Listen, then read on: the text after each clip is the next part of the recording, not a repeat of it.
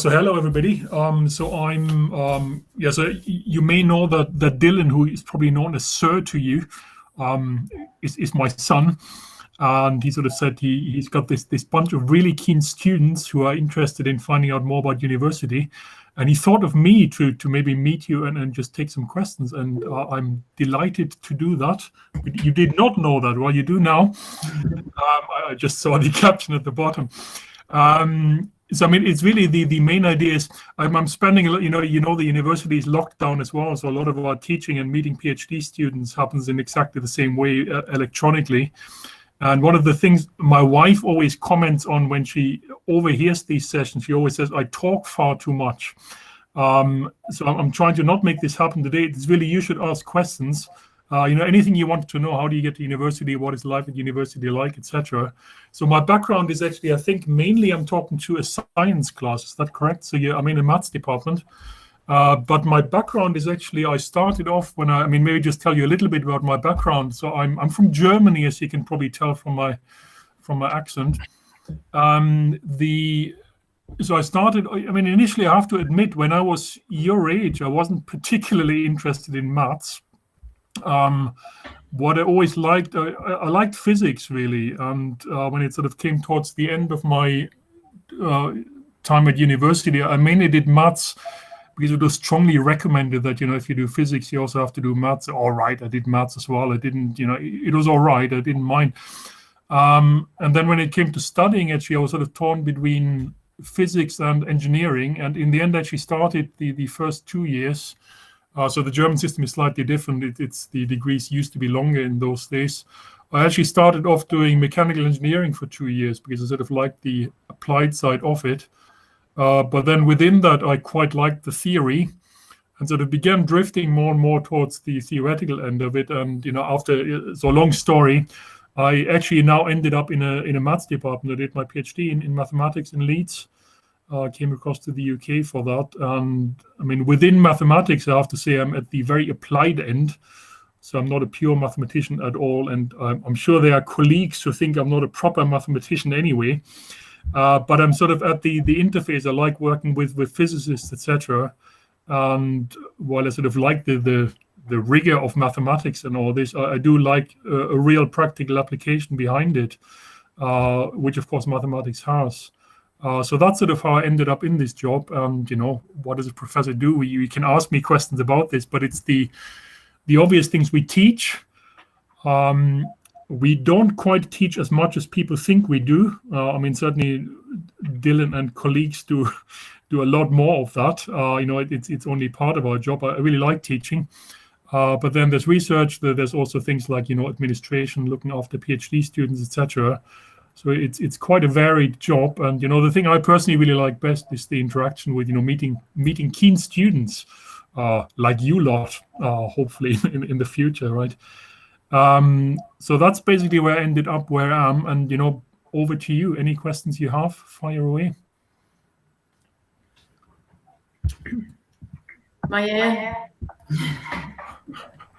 If you've got it's going to be a horrible question first thing in the morning, but what's the difference between the applied maths you talked about and maths like we have to do in high school? Say that again. What do you think? What is the difference between the applied maths that you do and the maths that we would have to do in high school? Oh, interesting. At the moment, what you do is it's probably, as far as maths is concerned. What type of things do you do at the moment? Give me a couple of examples. What you learn at the moment? Pythagoras theorem, quadratic formula, triangles, circles. Good, fine. So that's just to put it into context. That's basically the thing is, it's sort of interesting. What you're learning at the moment is sort of the really, the essential foundations, right? If you do anything, this is stuff you'd probably actually use in the real world as well, right? So there's no question. This stuff is really useful. And it's just sort of basic techniques that you just need to know. And, that's why it's on the curriculum for schools, obviously. When you move on to university, that's the interesting thing. So if you go to the more applied areas like physics, for instance, physics, engineering, etc., Maths is just one of the many things they use. They're not interested in the maths by themselves. Maths is a tool for them. And if you're an engineer, for instance, you also want to do experiments, for instance, and all these kind of things. It doesn't really matter. You're very pragmatic. Whatever helps you, and maths just is part of this. Maths, statistics, etc. That just really matters, and it's a tool for you. Whereas once you start doing mathematics, and it's something I appreciate. It's not what mathematicians are mainly interested in is not the calculations by themselves, but understanding the underlying structure of the calculations. What's the underlying logic behind it. So I mean, the standing joke really is that whenever we go to a restaurant and eat, people look at me to add up the bill at the end or something like this, split the bill, these kind of things. And I mean, you really don't want to ask a mathematician to do this, because that's precisely not what we do, right? I mean, I should be able to do it, but I have no interest in it whatsoever, right? It's more understanding what's the underlying logic behind it that keeps maths interesting. And so as an applied mathematician, you're sort of sitting at the interface. I have unlike engineers, for instance, when it comes to research, when engineers probably have, when they do research, they want something that is really practically applicable, right? There has to be a practical application behind it. And the same is true for physicists, etc. Whereas I can, in principle, say, well, this seems like a really interesting abstract mathematical problem, and I will just study this, not necessarily with any practical application in mind. So I think that's how you would define an applied mathematician rather than a pure mathematician, but also, as opposed to an engineer or a physicist, for instance. Does that make any sense? Yeah, I think so, yeah. Thank you. Okay. I think Alex has got a question. Yeah. Okay. Do you want to unmute Alex and ask Professor Heil your question? I'm not sure his microphone works, actually. It might be. All right. Does your microphone work, Alex? You'll just type it out. Okay, his question there, sir. What did you do in mechanical engineering? Oh, interesting. So interesting, the German system is slightly different. They have this, so German degrees used to be, I think by default, they were 4.5 years if you studied really, really quickly. There was no upper limit to anything. So, I mean, it was not uncommon for people to study for, 7-8 years. Crazy system. So the general setup was for the first 2 years up to some intermediate exam, you basically learned the foundations, which means, you did all the theoretical things. So you learned lots of maths, physics, etc. And only in the second half, once you passed this intermediate exam, where incidentally, that's another interesting difference to the British system, about 50% of students would not make it past these exams. So it is pretty brutal. Whereas, in the British system, for obvious reasons, if you admit people to university, you want to make pretty sure that most of them make it to the other end, right? So I studied mechanical engineering really during the phase during the period when I learned most of the theory, and then just before it became really applied, I changed subjects and I moved to what is a degree known as applied mechanics, which is very much what we do in applied mathematics in the UK, which is why I then moved to Britain for my PhD. But as far as applications is concerned, what I do a lot is I do fluid mechanics, solid mechanics. So my PhD was, for instance, coming up with mathematical models of how blood flows through veins and arteries. So there's an interesting feature that I don't know, can you see my video? If you look at if you have protruding veins, for instance, so if you look at your elbow here, you may notice that your veins stick out a little bit, right? So you can see them usually. Now, the interesting thing is when you, so basically the logic is that there's blood in there, it's under a certain pressure, and that pressure inflates the vein, right? So that's why they're basically circular. But if you put a pressure cuff around your arm, for instance, when your doctor measures your blood pressure, you're compressing the veins and even the arteries further in. So the veins collapse, right? So there's a large enough external pressure that makes the veins collapse. And what reopens them under certain circumstances is then the blood pressure, right? So there's a strong interaction between the fluid mechanics, which is what's the fluid pressure, what's the velocity of the fluid, the blood in this case, the deformation of the vessel walls, which is the arteries or the veins. And you can describe this mathematically, and there's all kinds of interesting physical phenomena that you can also study experimentally. So that's the connection to physics, as it were. But what I tended to do, and this sort of ties in with my interests, come up with mathematical models that are then very complicated. So you need to use a computer to solve the equations. And then hopefully what you get out at the end of it is something that makes physical sense and actually helps you to understand the physical mechanism of what's going on, right? So I mean, that's the kind of thing I really like. A real practical problem with a specific question, coming up with a mathematical model, needing a big computer to solve the equations, and then feeding this back into the physical understanding. For me, that would be the ideal project that I sort of work on, okay? Does that answer your question, Alex? Is there any more questions about how to get into university or any of the courses that you're doing this year? Yeah, Miss, I've got a question. Yeah, go for it. So say you've done really well in GCSEs and you've done well on your A levels. Would universities like Oxford and Cambridge accept you? Because I've heard they also look at your GCSE results. Yeah, I think they probably look at. I mean, the thing really is. I mean, so it's tricky. Undergraduate admissions is basically because it's a real. There's huge numbers of students applying, so it tends to be more formulaic, and basically there's in many cases there's a sort of standard offer. Certainly the way we do it in Manchester is we have pretty much a standard offer for everybody. So if you make that offer, you get your grades, then you're in. Of course, you all know about this UCAS statement and the personal statement and references from teachers, etc. That is all important, and we tend to look at this. We should really look at it more, because what we really want to see is, why do you want to study that particular degree? Do you actually have the drive that it takes to do that?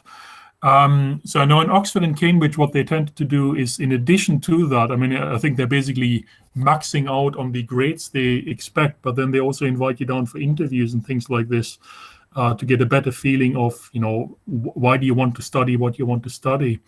So I think that is important. Of course, the trouble with this is what they really struggle with is the fact that, of course, then people are sort of trained to do the interviews and do particularly well in them. So if you don't have that particular training, people are at a disadvantage. But really, generally speaking, what we want to see, what everybody wants to see, is students who are genuinely keen to study this subject, right? Because otherwise you'll struggle. I mean, what we're really trying to do is, before we let people into university, are we confident that you can get a degree at the end, right? Otherwise we're wasting everybody's time. And the grades that you have at GCSE or A level are, of course, it's an indication. It means you can take exams, but it doesn't really necessarily tell us if do you really, really want to do this? So personally, what I often observe, I mean, maths is an interesting case, because mathematics is something that you have at school already, right? Unlike engineering, for instance. So I think typically if people apply for engineering, for some reason they really want to do this, and they have some conception of what engineering is like, so they want to do this. Whereas, to be quite honest, we have a certain number of students in our degree, and I won't tell you how many because I don't know, but I mean it's certainly a fact. We do get students who come from backgrounds where it's sort of expected, it's fine, you've reached a certain age, you've done your A level, of course you're going to go to university, right? It's just what you do. And so then they basically look down the list of courses that are on offer, and they sort of nearly ask themselves, okay, fine, I was all right in maths, so I'll do maths, right? But that is not the same as, I really love maths, I want to study this, right? So ideally what we want is people who really like the subject, and it's hard, it takes a lot of time. There's less personal supervision. It's university, not a school anymore, so you really need this drive. And that's really what we're looking for, right? And I think Oxford and Cambridge have this advantage that they can interview students to assess this more carefully. In Manchester, we do interview students as well, but to be quite honest, and I think we're actually admitting this, I'm not giving away any secrets, we're not taking this into account to such an extent. Mainly it's the grades you get, right? And if you get your grades, you're in. Okay. All right. Okay. Thank you. Okay. Is there any more questions from anyone? Miss, I have a question. Yeah. You know, if you like finish college and you have a job that you need to go to university for, would you still recommend going to university? So if you're going for a job that doesn't need university, or Yeah. Like if you don't. yeah, I mean it depends. So the other big question really is why does one go to university? And it sort of ties in with what I said before. There is sort of, the trouble is, I think it was Tony Blair who sort of decreed that 50% of all school leavers should go to university. And, you know, I sort of thought at the time, why? Why do we need 50% of students going to university? But the question really is, you know, I mean, the question is, what is university for, really? Why do you want to go to university? It's true, there are certain jobs where you expected to have a university degree, and that has sort of been inflated to a certain extent by the fact that, you know, now 50% of students are expected to go to university. So of course that means far more do this, and the standard sort of rises.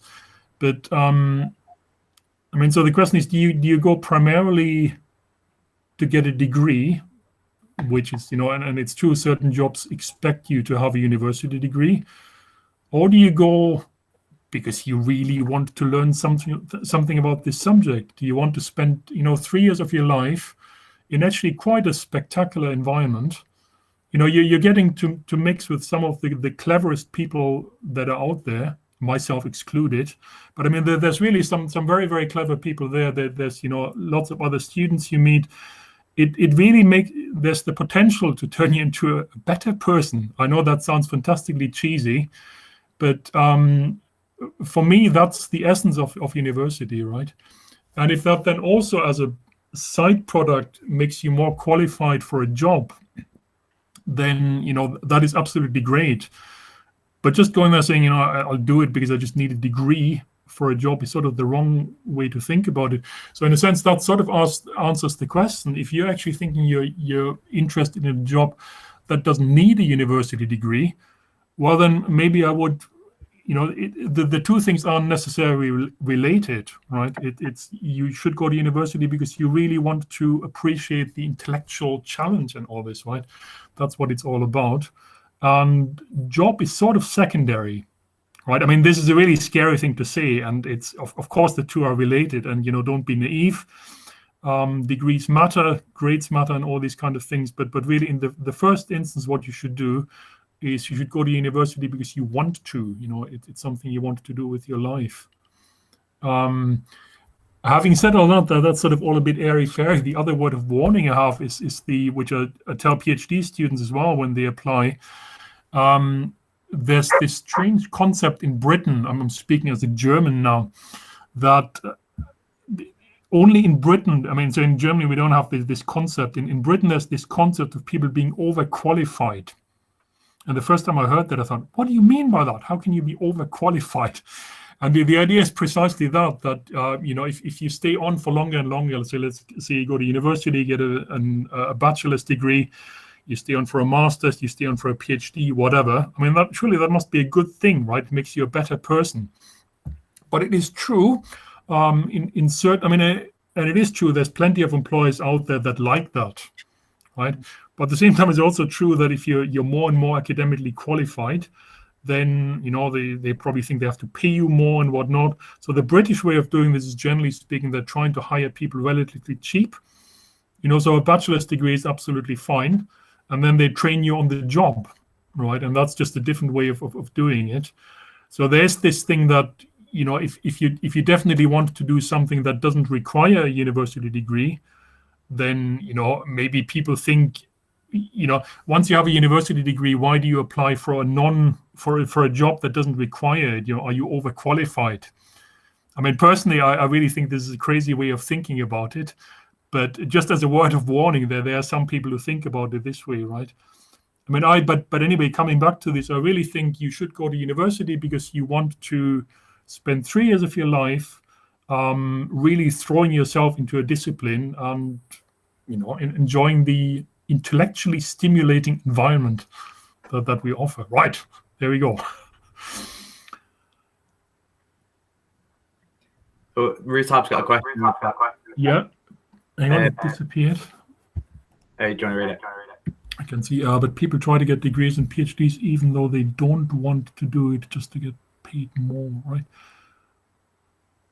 No, absolutely. That's right. It's Rutab's question, right? So people try to get degrees and PhDs even though they don't want to do it just to get paid more. Absolutely. I mean, that's the thing I really enjoy. There's people around who, they really like the subject. And I mean, my personal observation is, of course, it's sort of a self-fulfilling thing, right? If you had, so there's the brutal thing. Let me be totally honest about it. Certain jobs expect you to have a university degree, and then there's some really competitive schemes, all these graduate schemes. If you don't get at least a 2-1 in your university degree, then they'll throw your application in the bin, right? That's just the way it is. So the question then is, should you just concentrate and, cram for the exam to make sure that's one option. Concentrate entirely on exam performance or whatnot. And the alternative is, and they're not mutually exclusive really, go there and enjoy it, enjoy the maths, enjoy the physics, enjoy whatever you're studying. And you will find that if you do this, you probably do well in exams as well, right? And that's the ideal outcome, because at the end of the day, what I always tell students, if we, I have this situation, I'm in charge of PhD admissions in the department, and we often get applications. It's basically, it's your situation just shifted by a little bit, right? I mean, you're at school at the moment. At some point, you'll get grades, and they will admit you to university to some extent. And the question is always, when I have applicants who have scored scored in the high 90% in every exam, and of course they look absolutely fantastic, but as far as a PhD is concerned, or the same applies out in the real world. If people score 90% in all their exams, what this primarily tells me is that they're very good at taking exams. Right now, taking exams is a fantastically useless skill, right? Once you're out in the real world, you're not paid to pass exams, you're paid to solve real problems, right? And while exams sort of help you to assess some of these skills, there's something completely different, right? And that's in a sense why interviews and things like this come in. So exams are a really good way for filtering, both for higher degrees, even admission to university. But really what we want to see is, do people have what it takes to do either the job they're applying for, or do they have what it takes to do the degree they're applying for, right? And that is a lot more subtle than just the outcome of exams, right? That's important to keep in mind.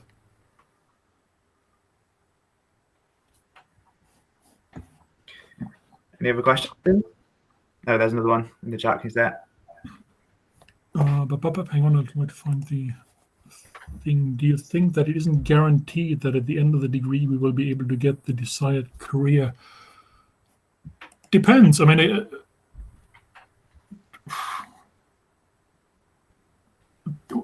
that's a good question. So is it? But of course, okay. Let's put it this way. Of course, it's not guaranteed. So the desired degree. I mean, if you now think of a non-academic career, which is what is true for most people. So you're out in the real world. So I mean, just turn it around. Think if you run a company and you're now sitting on the other side of the interview table, and somebody comes walking in. You want to see, does this person have what it takes to do the job in question, right? And the outcome of the exams, will give them some idea about the technical abilities and all this. But then, that's not all there is, right? I mean, can you apply this in practical situations, which are far less idealized than what we have at universities? Can you interact with people? All these sort of additional soft skills are at least as important in the real world.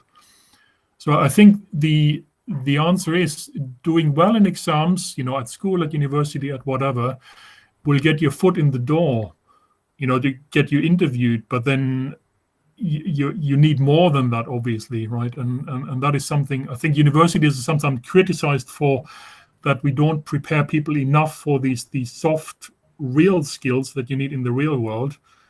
And I mean, my personal feeling is, we're not training people for jobs. We're doing something slightly different, right? So this is sort of up to you to take the initiative with this.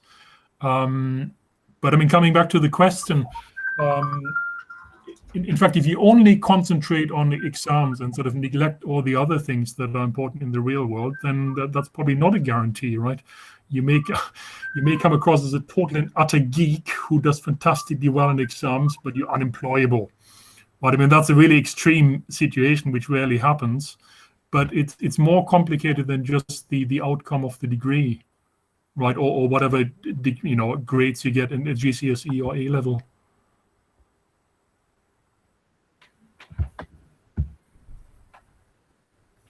Is there anyone with any more questions? So Yeah. let's say you start a degree, but then decide that you don't actually want to do this one and it's not for you. Yeah. How would you change degree, or how would that work? It's not impossible. I mean, it's complicated as then it does occasionally happen. I mean, the thing is, again, the British system is not really geared to that, which is why we're really trying to make sure that, I mean, that's the whole thing behind the admissions process. We're really trying to make sure that if people get admitted to the degree, everybody, the student and the university, should be reasonably confident that they have what it takes to get to the end. I mean, that is not, I mean, it's sort of interesting. You didn't ask, whatever, fail all my exams. You sort of said you find out afterwards that it's not quite for you, and then you change, which is something different. That does happen. You can change degrees. The question is, how quickly do you find out? When does that happen, right? I mean, there's issues like funding, for instance, right? I mean, don't get me started on fees. I'm not a great fan of it. That all makes it more complicated. I think during the first couple of weeks of starting a specific degree, you can possibly still change. I mean, certainly within a given university, that is sort of possible. I mean, the trouble is, of course, once you've spent the first semester, if you then want to move to a different degree where, there's basically no overlap between the degrees, you start from scratch, you're half a year behind everybody else. So that makes it practically more complicated. It is possible. It does happen occasionally, but we're trying to avoid it simply for these pragmatic reasons. I mean, Yeah. in many subjects, the course is really built on each other. Maths is a specific one. But it's true for many other sort of scientific subjects too. If you don't get what we teach you in the first year, you'll struggle in the second year, and then you'll struggle in the third year. So if you change to another course too late, then of course that becomes a real problem. But it can be done, right? I mean, that's the quick answer.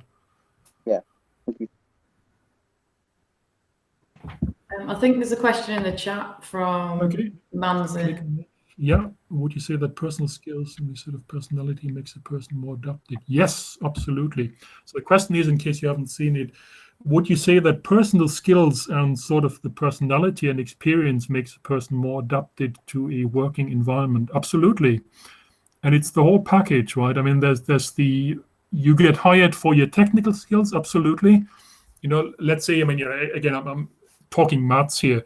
So, but I mean, it's not maths, right? Any numerate disciplines that is something that is really appreciated by employers. And they know you've gone through a fairly rigorous degree, and that gives you a certain skills, that gives you a mindset more than anything else, that is really helpful for people out there. But as I said, the package is the thing that is hard to assess from these kind of things, is the personal skills, the soft skills, the personality, which is, I think, for many of these graduate schemes, they have these assessment centers precisely to get a feeling, what do you actually like as a real person? Because, I mean, what good it is if you're really good at solving quadratic equations, but you don't even get the context in which that may be a useful skill, right? I mean, you really have to interact with people. So don't neglect that.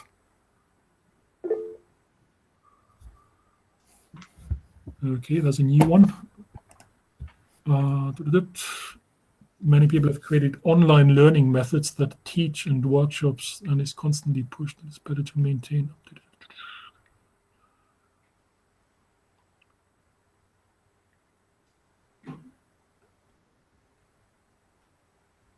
Yeah, I mean, so the questions that of online, of course, we're in a slightly tricky situation here. So is the question, I mean, so people are also, constantly pushed to update your competence in it. What is it called? There's a technical term for it. Lifelong learning, and that's the one, isn't it? So, I mean, it's true, it never ends, right? I mean, you constantly have to pick up new skills, etc. And I was going to make the point that online learning, that's just one thing. University is the real thing, and at the moment there's no difference because we're all in bloody lockdown. But hopefully that is going to change very soon. I mean, I really think the personal interactions with people, that's what makes university valuable. The fact that it's probably true. There's a lot of stuff that we teach at university that the material that is taught in the normal undergraduate degree is obviously also represented in textbooks, online, etc. So if you were really just interested in the technical details, then there's nothing to stop you from Googling these things and learning them yourself, right? That is pragmatic, and once you have a job, that's probably what you do. I mean, if I sit here and I constantly have to learn new maths, I do some research. I stumble across a problem. I have absolutely no idea how to do this. I don't go and do another degree. I Google stuff, right? Or I go to the library, or these days I just Google stuff, right? Because everything is online.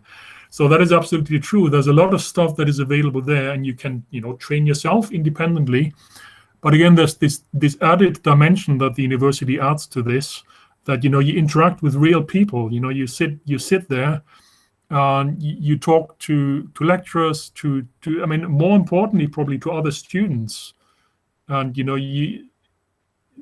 I actually find observing students in action, there's one thing, we generally try our best to explain things to you in lectures.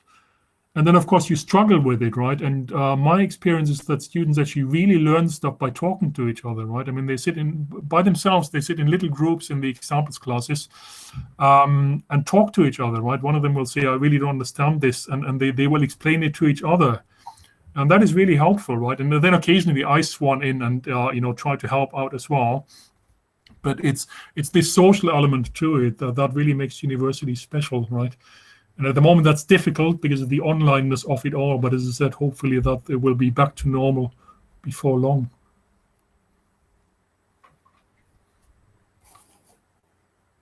Is there any more questions? Anyone want to unmute themselves and ask a question?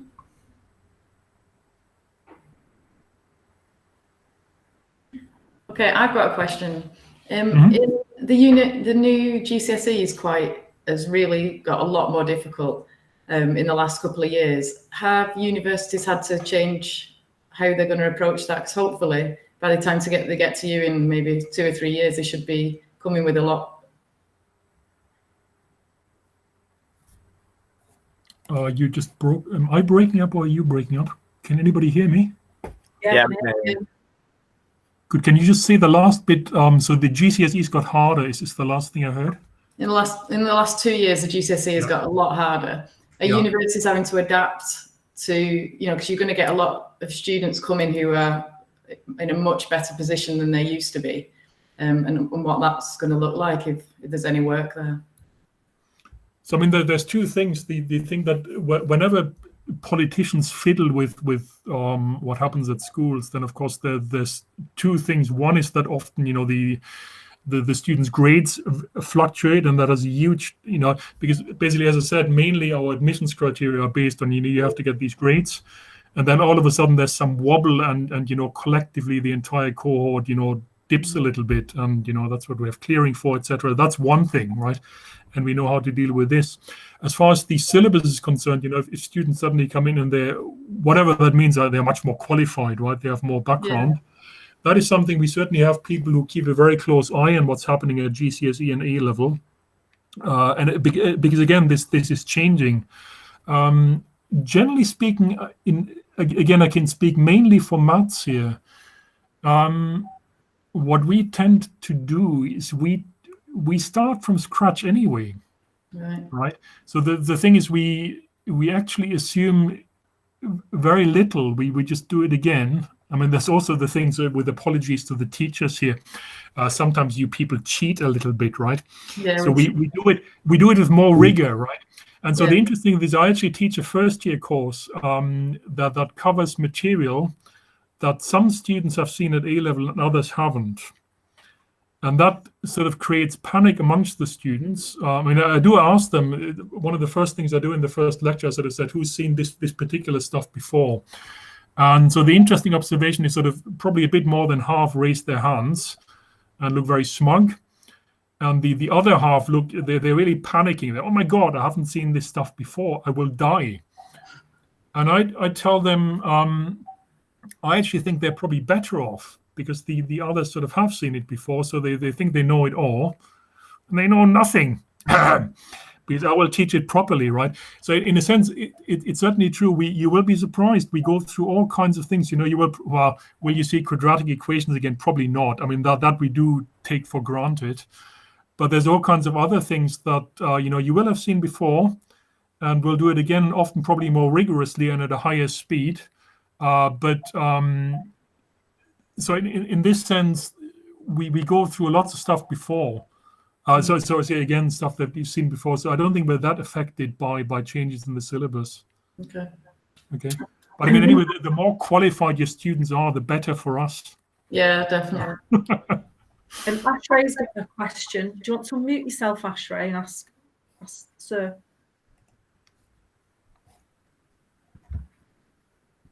There's also hang on. Yeah, it might be better just taking it from the chat. There's a typed question there, so hang on.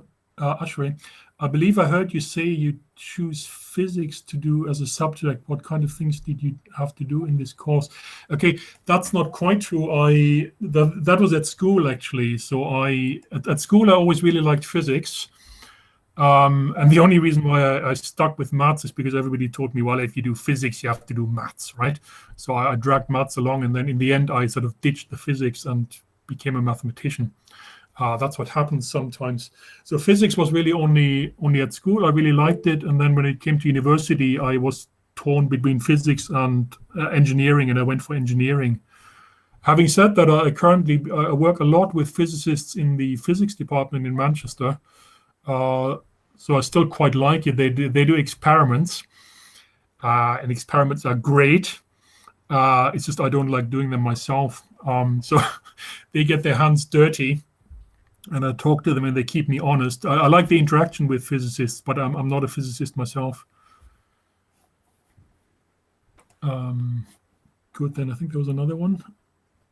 A lot of GCSE students are in a situation that is kind of out of control. Yes, same here. And it's probably that the end exams would have got us better results. You think universities would consider this to yes, absolutely. I mean, it's the same thing for us. I mean, it's so you don't know in Manchester with exams. What happened is actually been a real thing. We got shut down with a day's notice, essentially. I think it was a Tuesday, I remember. We were there was sort of, it was clear that the country was shutting down. And by lunchtime, there was an email from the president saying, pick up your stuff. Nobody's coming back tomorrow. And that included the students, etc. So the question was then, even for us, how do we handle exams? Because this was halfway through term.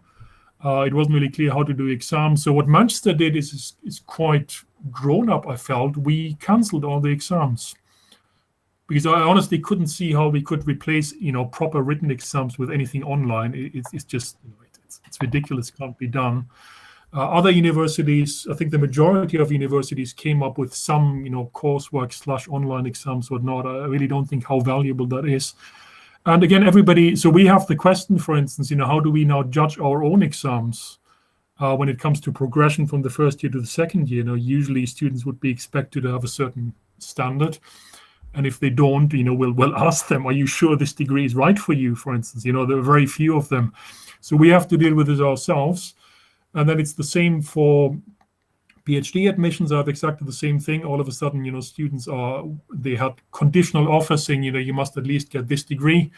And all of a sudden they can't. And exactly the same thing happens at undergraduate admission. So the answer is, of course, we take this into account. There's a very strong, obviously, attempt to mitigate for this somehow. How exactly this is done, I can't tell you. It's really difficult, of course. But of course, we're not just going to stick brutally, to some rules that we had come up before. We are aware there's a pandemic out there, and so don't worry about it. Is the quick answer. Okay. Thank you. Oops, I'm gonna press the wrong button. I think there was another one at the bottom. Good, makes sense. Sure, thank you. Good, thank you. Have I missed anything? There's quite a bit of text there. Can anybody shout if I've overlooked any written questions? No, I've got a question for you. Okay. How much time do you believe your average student spends studying and doing assignments during a general week, during an average week? Not enough.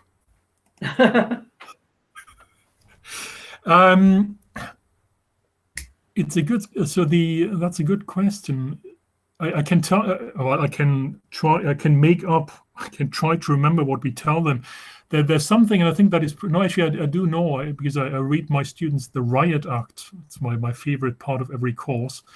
I think what we tell them is for every lecture hour. So you sit in a lecture theater. Somebody like me stands there and runs stuff past you at high speed.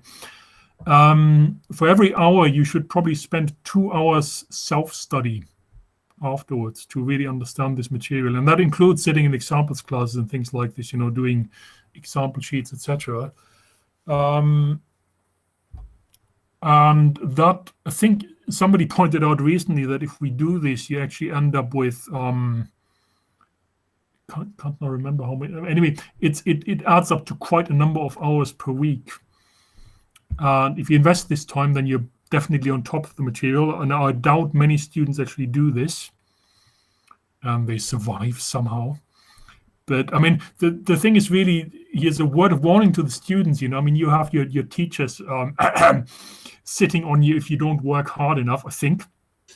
Yes. And less of that happens at university, right? It's sort of a bone of contention a little bit. I think students should, from day one, we should tell them, look, now at university, you have to look after yourself. That's the kind of thing, again, talking about employers afterwards.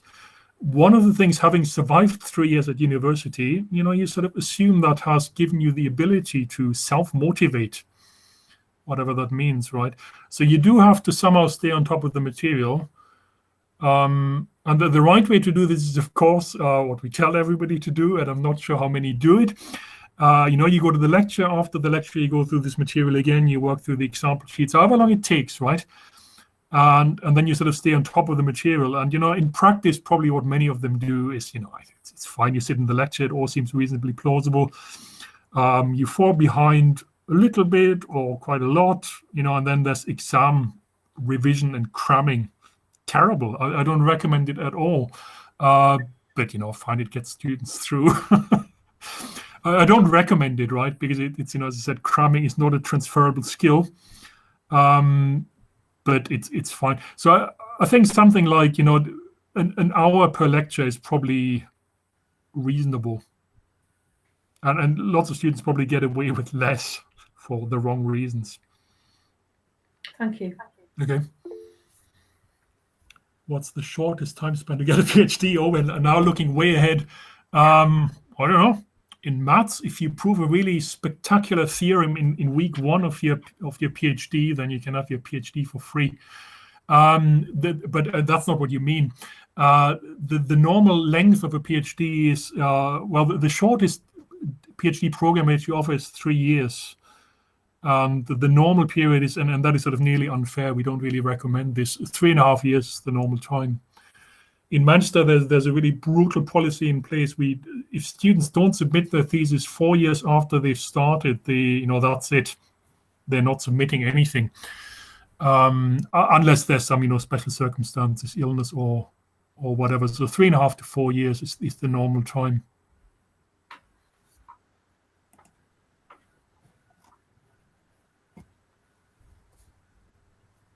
Is there any more questions? We've not got long to go.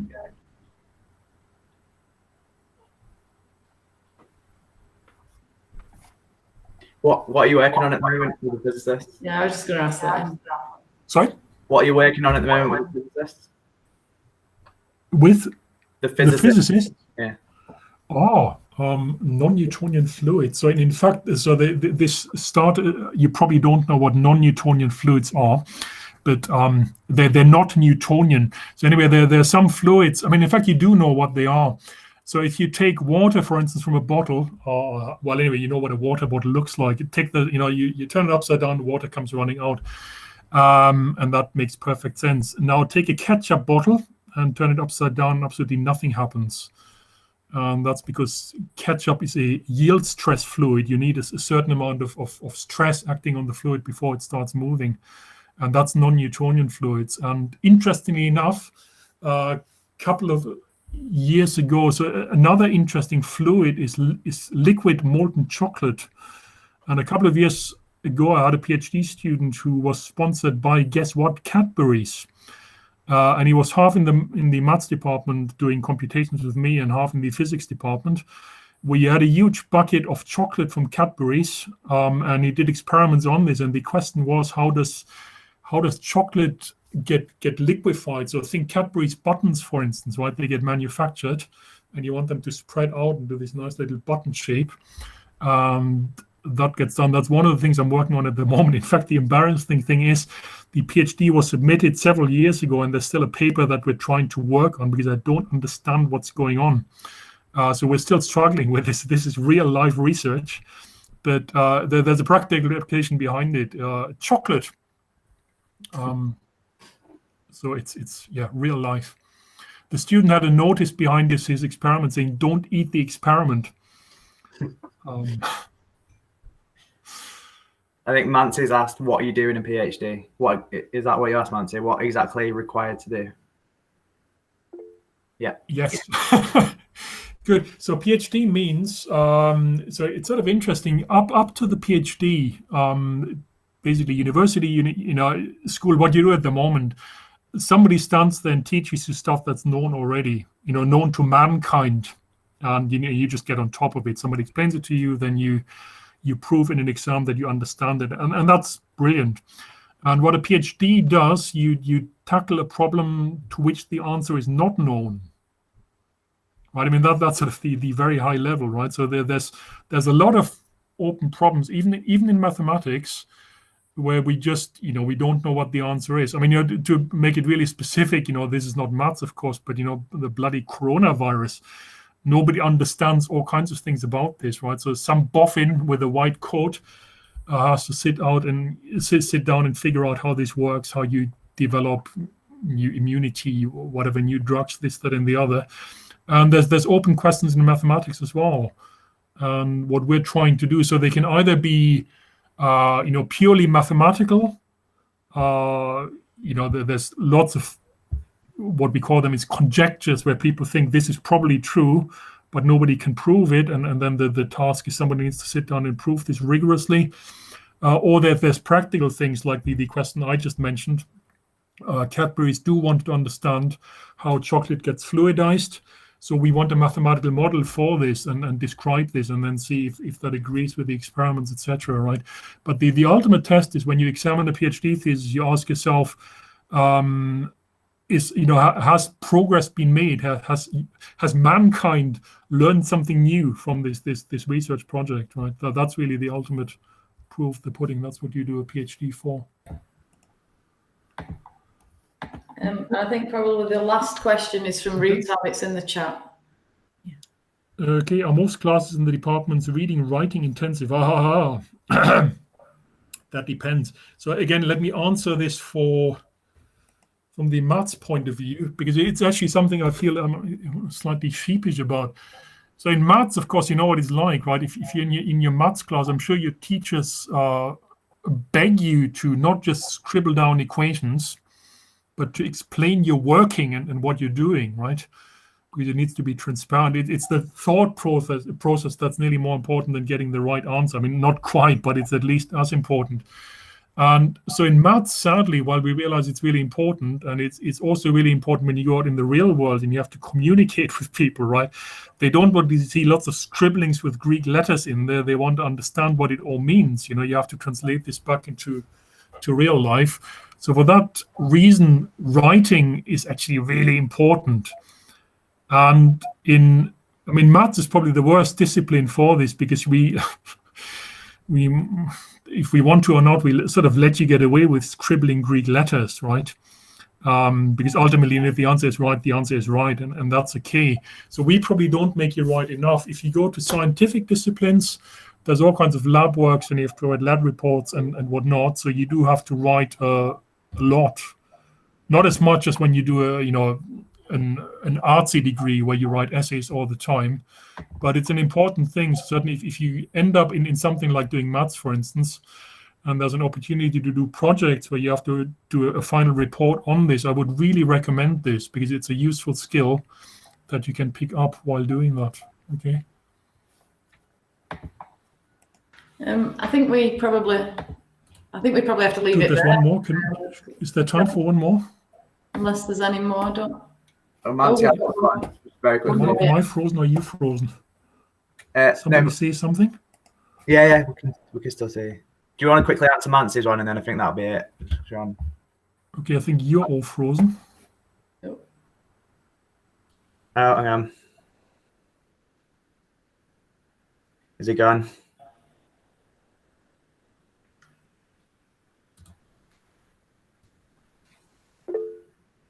I think you might have crashed out.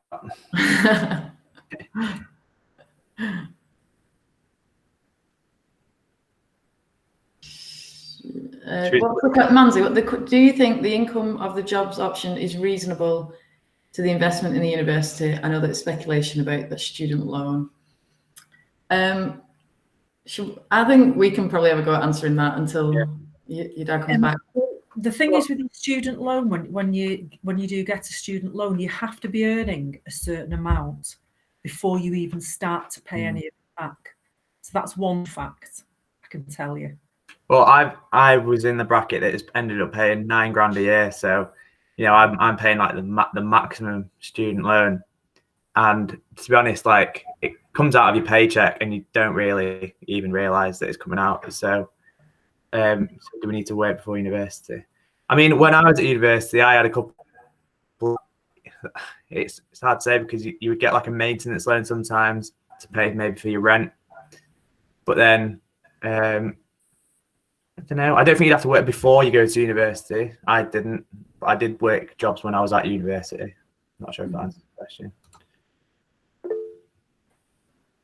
think my dad's come back in now. Yeah, he's just muted. You just need to unmute.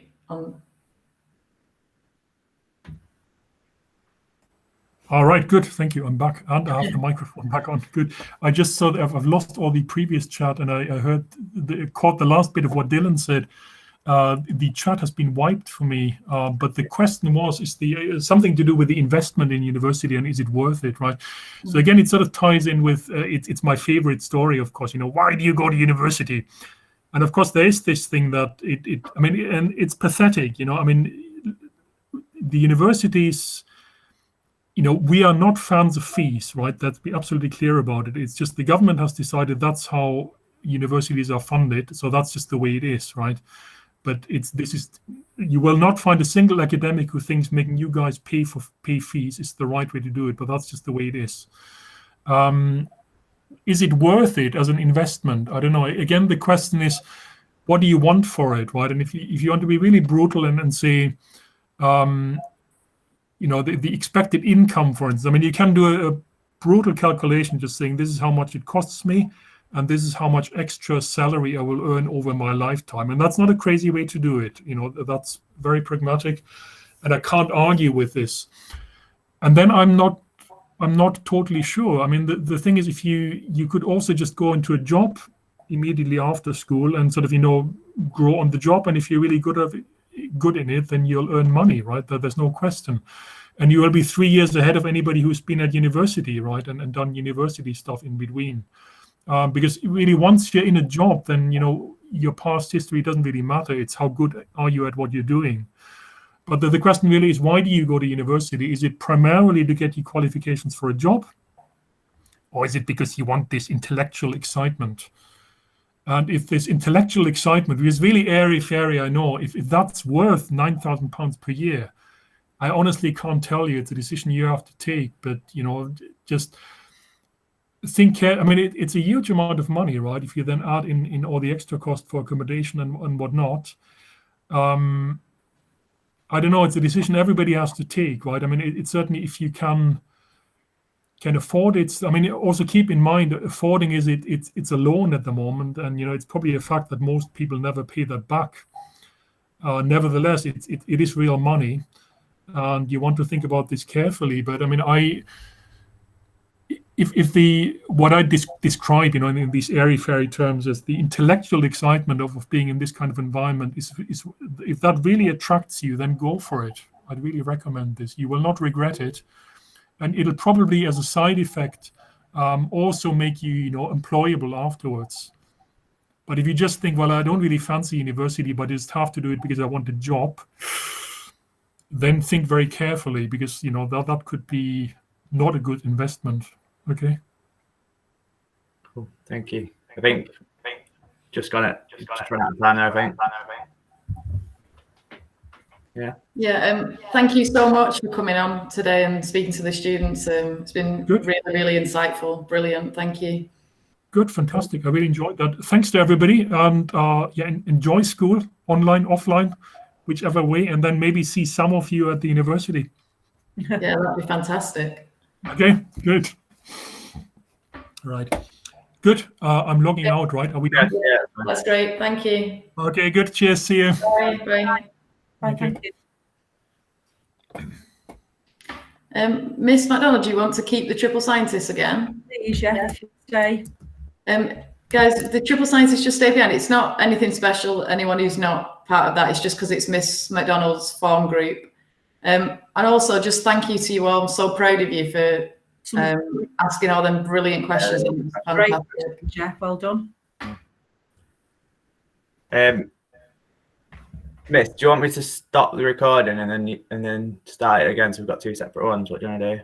I won't be able to record it from my I see what you mean. We could always